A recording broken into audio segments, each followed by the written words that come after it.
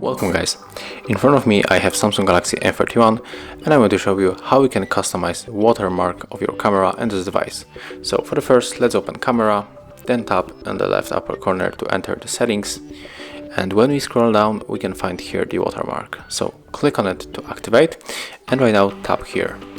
Right now we can add here, I think we can add something like taken by HardReset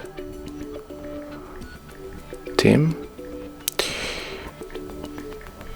and right now just click done, go back and let's take a photo and let's check if it is working. So just take a look at the left corner and here it is, Samsung quad camera taken by HardReset team. So that's how it looks. Thank you guys for watching. Leave thumbs ups, comments and subscribe to our channel. See ya.